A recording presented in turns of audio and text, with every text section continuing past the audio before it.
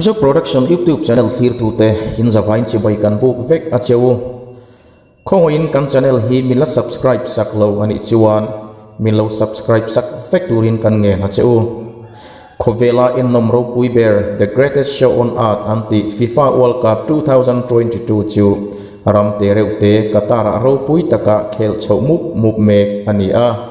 atheng turam in buat seina aro puya ram te reute ni ma se heti khopa an thleng zo mai hi ram re thei chu an ni hau lawang le khonge tun tum chi World Cup thleng tu kata ram chan chin i han ngai thadon te ang ram pakhat mizoram chan vi aya zaw or katarin khovela en nomro pui ber ti hiala an soi thin FIFA World Cup 2022 athleng thei mai hi mak zonga ngai tu chuan amak viau mai Manipur aya Mizoram tlemna katara hian mi makta duai thum tling lo deuh an cheng meka kovel ram rang zinga mai che tlemna berni in mi hring omzat atanga zazela somni pali point pasari chau an ni a mi pa pathum zela mai chia pakhat an om ni in an tar lang aram mi pui za som kwa paru point pani zet khopuya an oma kovel ram rang zinga mi hring zat atanga chuta khopuya cheng tam na ber ni in thingtlanga an manglo ram te reute mi hring klem na Qatar hian World Cup thlennan dollar tluk leding on jani somni vel kan India poisa chuan cheng tluk leding on singkat sang sari zakwa vel an manga World Cup thleng to zinga sung mam tamber World Cup thleng to zinga sum mang tamber ni in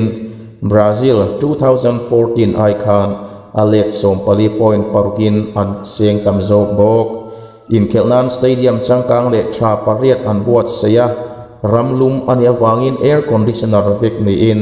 kol thiam na sa an bun na sa lebok Muslim ram katara hian sangkat zariat somni panga atanga tun thlengin Al Thani chung koin ro an rela Amir Sheikh Tamim bin Hamad Al Thani chu an ram lal berni mekin an sa kovonin zutha zalen apalo awangin World Cup khela stadium le achevela zulam chi zor kwa khir ani a heipa ka hian nei in ang in kok phallo na ani awangin khothlang ram ten an soi sel na saviau anim Qatar hi kovela ramzol berdo tuani a mun sang lai ber fit zathum somthum pariat chauni in atluk lo om chun Maldives ain asang lai ber fit rukin asang zo eti lai hian leilung dang lam zela kumzali kalta ain tui pui zola tangin metar ni in a hun asang to zokbok an ram kho pui doha a khovela tho theina tummun thaber Hamad International Airport ro pui tak andina Skytrack World Airport Award 2021 dongin an ram tilang sar tu ani baka Qatar Airways chuan 2021 chunga khovela airline thaber award adong boka airline thabera voiruk thlan masak ber ani nge oil le natural gas ang awangin Qatar hian a hausak puya sum alak luna ber po athon chu atangin ani a India China Japan South Korea USA le UAE te chu Qatar gas la lut na sa ani hausa deuh turin khovel ram rang zinga natural gas siak chualo lei hnuaya khol khom nem pathum na ani a Russia le Iran che anni aya lei hnuaya khol tam an om khovela ram himber do tu Qatara hian dan po chenele poi khoya che na atlema ram lum tak ni puilaya Celsius degree somli pani chunglam ni thin ni ma se aram a hausak awangin pemlut antama mi hring cheng zinga za som panga vel chau Qatari anni Islam sa kho zui tu za som bu panga point panga omin atam ber chu Sunni Muslim anni a Hindu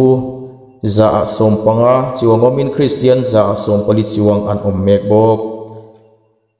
kumsa ni som hi pani kum to pa Qatar gross domestic product GDP pung chho tura bai sei ni in chorwalin mi pakhatin kum khachungin dollar sing ruk sang hi za India poisa in noi somnga sing sari sang hi vel an lalu thei tura ngai ani bok ole khati zong kha Qatar ram chanchin kan han tar lan thei te chu ani